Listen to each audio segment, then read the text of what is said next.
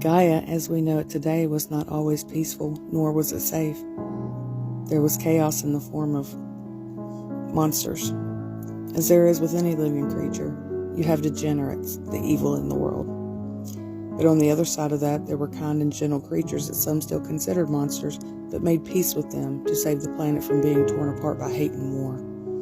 But the humans still lived in fear that one day that the monsters would revolt against humanity and destroy us all.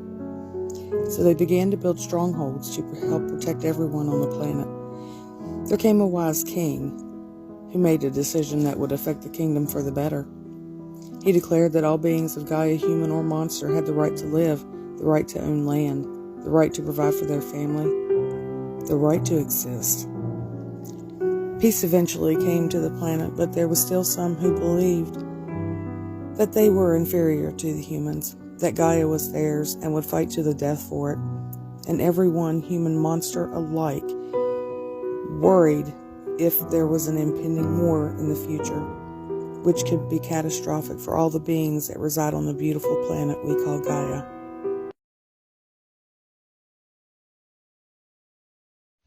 I lived on a farm with my father, mother, and annoying old adopted brother on the outskirts of Tarvin, a principality of the kingdom. We grew our own crops and tended our cattle, so there was never a shortage of food for our family, and the extra my father would sell at market. We were happy, we were comfortable, we never needed for anything. The only thing that made my life on the farm with my parents unbearable was my brother. A long time ago, my parents found a baby lying in his mother's chest on the streets of Tarvin. His mother had died of an illness that was unknown. My parents brought him home and raised them as their own. All we were ever able to do was fight. We absolutely hated each other. It was as if we were mortal enemies, as if because he was first, I didn't belong. I never understood it, but he was so insufferable then.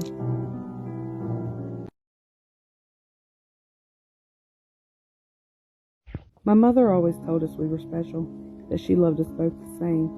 But she would tell me when we were alone I was something more, that there were not many like me around, and that one day I could be very powerful.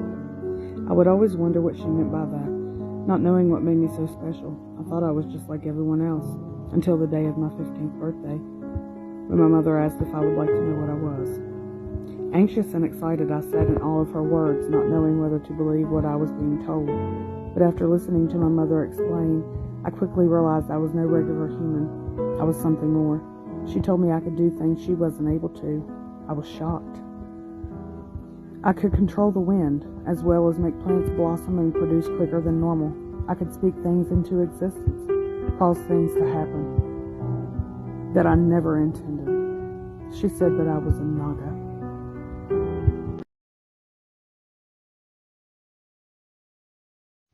I thought about what my mother had told me, and that night I wasn't able to sleep.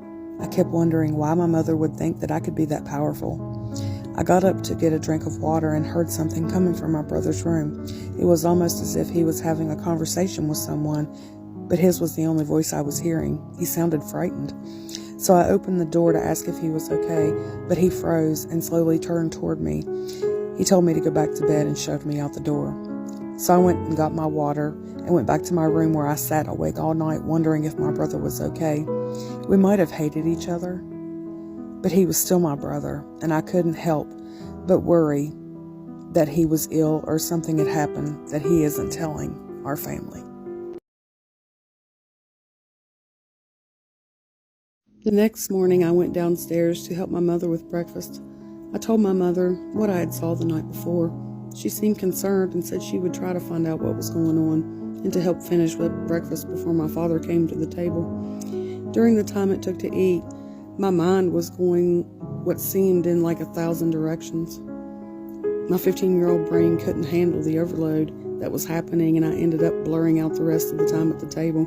Hearing my father's deep voice between all the loud commotion in my head, I snapped to, and he told us it was time to clean up. So me and my brother carried the dishes to the kitchen to be washed, where I finally stopped him and asked what the hell had happened the night before. He just looked at me and shook his head. I insisted he tell me, but he just brushed it off and told me to mind my own nose. And he proceeded to walk outside, where he made his way to the barn where our father was tending to the morning duties.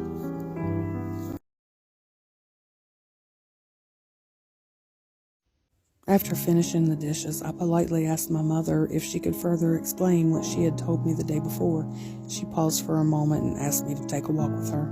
She proceeded to tell me that my soul came from a place of wonder, a place of ornamented palaces, gorgeous groves, and vast lakes and mountains that was too beautiful for the eyes to behold. A place that consisted of 7 realms, the underworld, more specifically, Nagaloka, which is where all the Naga's souls reside. As we walked, me hanging on every word that come from her lips, she revealed to me that at one time the Nagas were too plentiful and were sent to live in the underworld. Confused, I asked my mother where this place was. She simply said the caves of Patala. She further explained to me that the humans and the other kind of this world might one day find out about me, and it could be dangerous. I asked why. She said even though there is a truce in the land, it was forged on uneasy ground and will not guarantee my safety.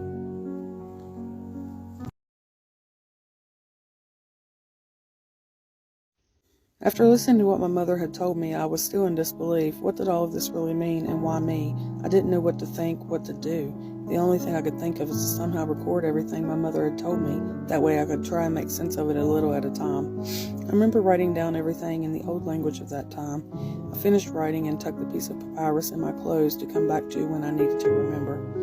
Later that evening, I noticed my parents speaking to my brother in the entryway of our home, so I eavesdropped to try and hear what was being said. I wasn't fortunate enough to hear the full conversation, but I heard my brother mention the name Mercury, and that was all I understood. I had never heard of a person named Mercury before, so I wondered if there was something wrong with my brother. Is he going to be okay? Then it dawned on me. Is he different like me?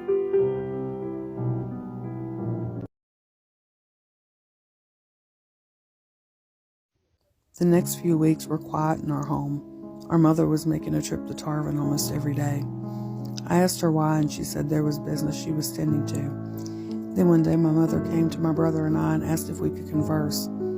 We sat down and she began to explain to us the severity of the situation we could possibly find ourselves in. She had been going to Tarvin to see a local seer and explained to the woman what had happened to my brother. The seer immediately knew that my brother was like her, an oracle, and because he was a male, people may come after him. Confused, we asked what an oracle was, and she told us it was someone who had the ability to speak with the gods. She was worried the other humans would perceive us as the other kind, meaning we would have a target on our backs. She told us that no matter what, we have to protect each other and never leave one another behind. She told my brother that protecting me was just as important as me protecting him. After hearing all that our mother had said, we quickly realized that one day we would only have each other, but we weren't prepared for what was coming.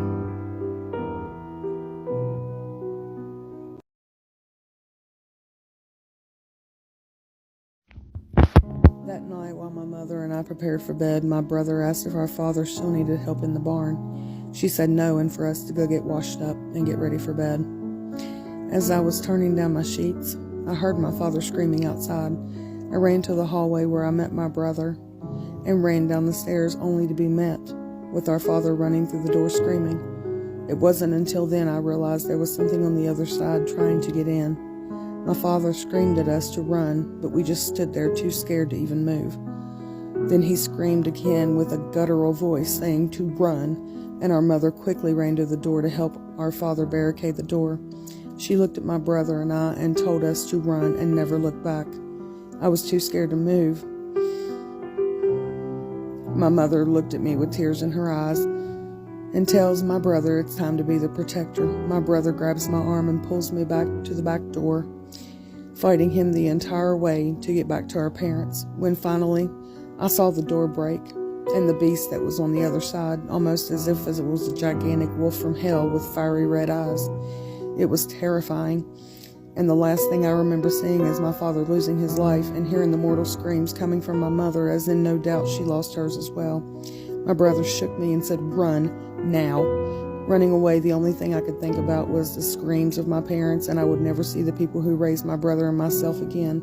They were gone, and it was just us. Forever.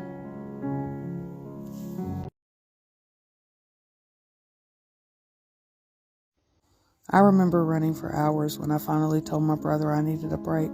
I needed water.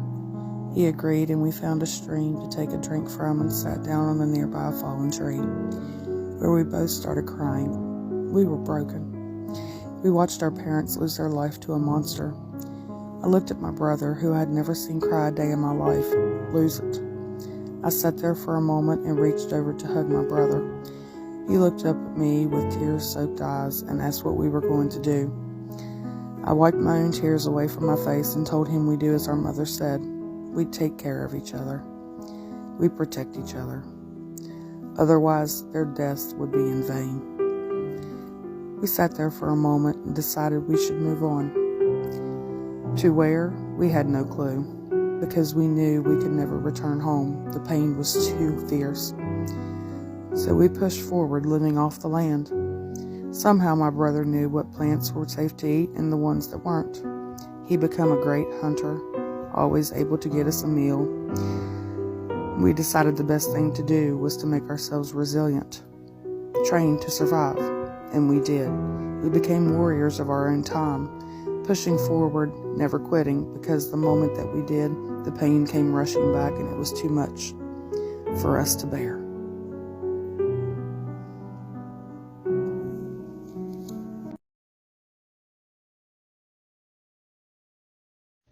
After living like nomads for years, we came to a place that was different from our home.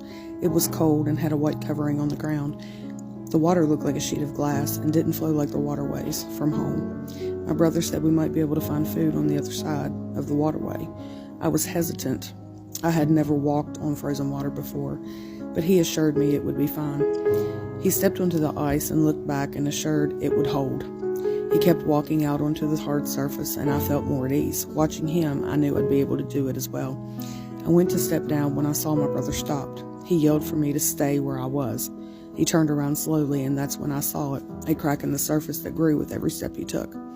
I watched as the hard water broke and my brother went under. I watched in horror as the ice began to crack everywhere and I could no longer see him. I heard him scream from down the waterway. I looked, and he had to be 50 yards down. I took off running along the bank to try and catch him, but I looked and could no longer see my brother. He was gone, and for the first time in my life, I was truly alone.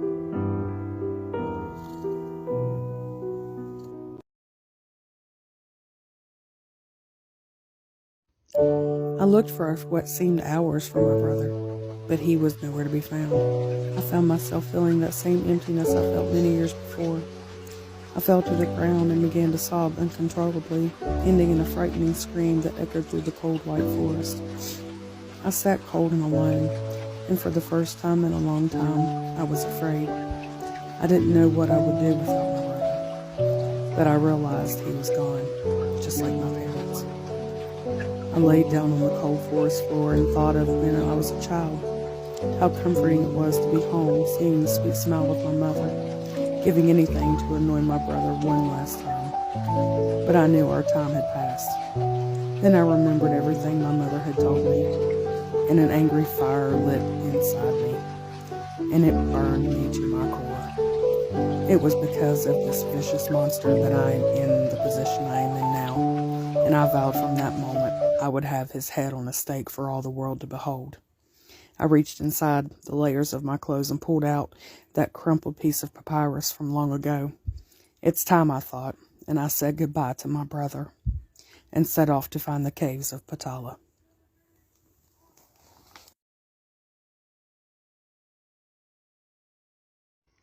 When I decided to search for the caves of Patala, I didn't know how long of a journey it was going to be.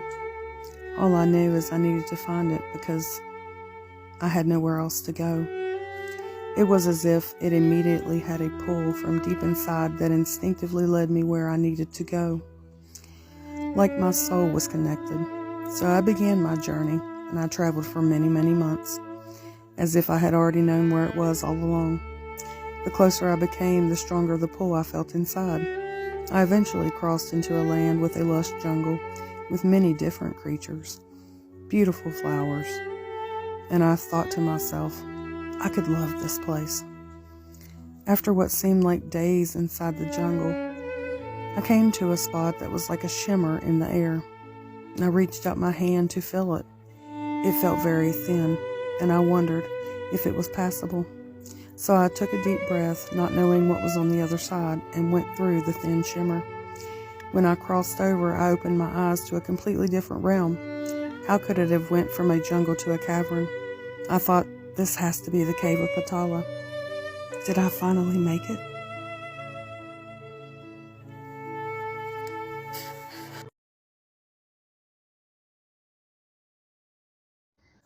I made my way into the cave that had spikes of rocks coming from the top and bottom of the cave, and as I continued walking, a being slithered out from behind one of the tall rock formations on the cavern floor.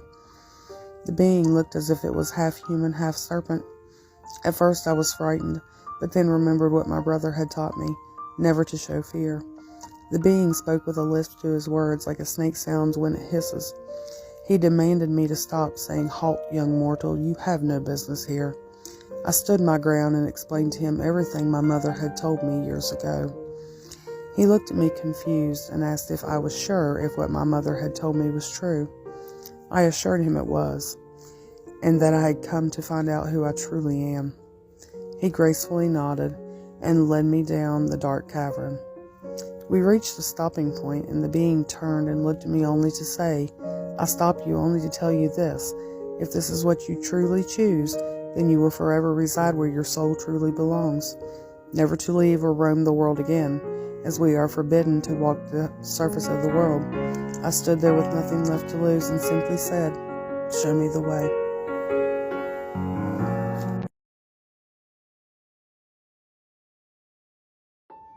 As we crossed the threshold into this realm, I could not believe my eyes. Everything my mother had told me was the truth. Lavish palaces, wondrous skies, beautiful monuments that looked like the being who led me here. The further and further we went, the more I am finally at peace with myself. I am finally where I am supposed to be. He led me to the center of civilization, where he turned and said that this would be my home forevermore, and that I was free to travel inside the realm as I pleased. He assured me I was no prisoner, that I was free. He smiled and continued to show me the way to a house that was made of gold with jade accents along the walls. It was remarkable, to say the least. I asked him if this was for me, and he simply nodded. I stood there for a moment in disbelief before I went in and thought to myself, I wish my brother could see this. I wish he was here.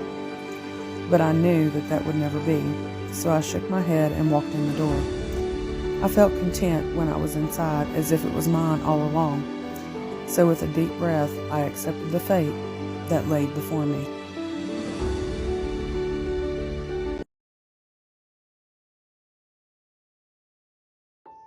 Over the next few months, while adjusting to my new home, I befriended the being that brought me here.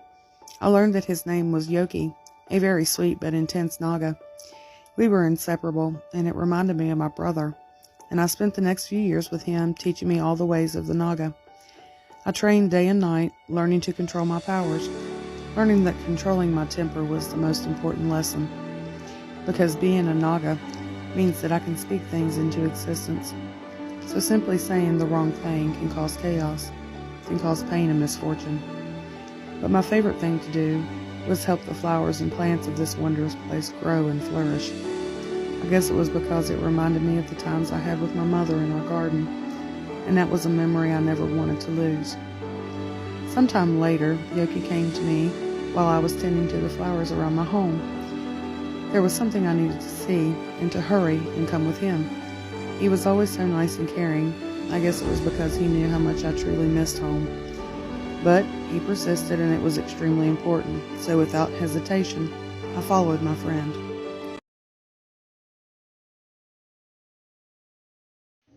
As I followed my friend, I realized we were heading towards the cavern. I asked him if something was wrong, and he did not answer. He just kept going, and I followed.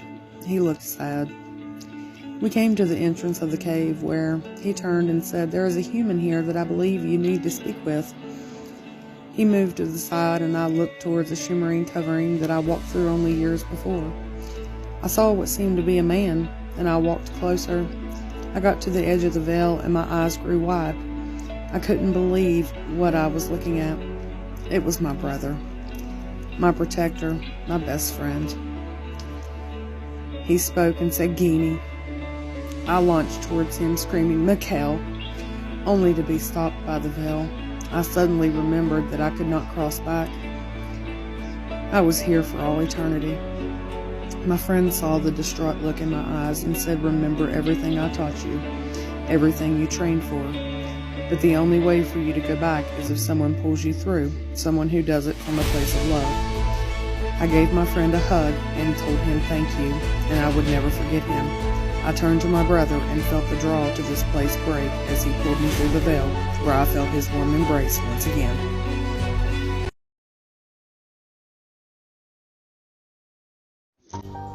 After reuniting with my brother, I still could not believe my eyes. I felt as if I was back in my dreams. He began to tell me his story of where he had been and what he had been doing. I listened to him speak, hanging on every word. He then began to tell me of the beast that killed our parents. He had met a being named Pharaoh, who spoke of the beast and told my brother his name was Luparu, and that he was the first of his kind, and he had been creating progeny of his own to build numbers of beasts like himself. He explained that Luparu was a man with the wherewithal to become a wolf, but no regular wolf, a vicious, bloodthirsty monster. It was becoming very arduous for me to control my temper. I wanted to chase after the man-beast head-on, but I knew we would have to find him first and plan an attack from there, if we were to have any chance at all.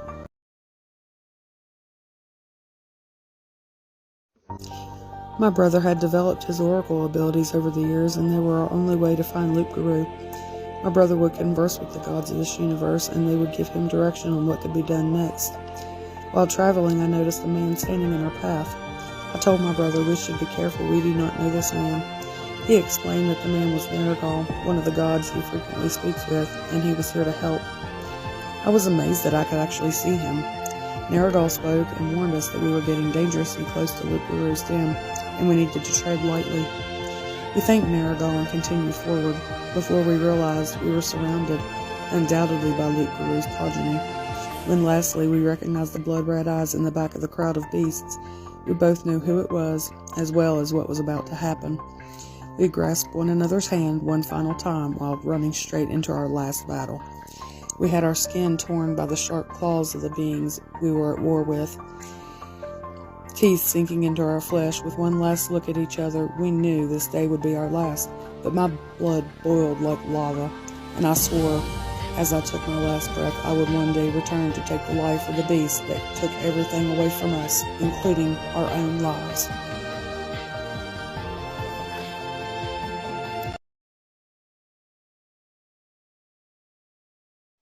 Crossing over to the afterlife is like walking down through a long dark hallway. When I arrived, the very first thing I did was find my family.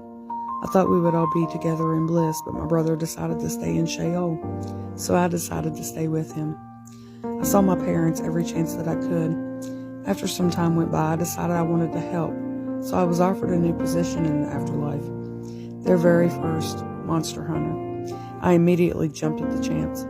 I had ulterior motives, though. I finally found my way to have my chance at the monster that I have hated for so many years, and I was going to succeed.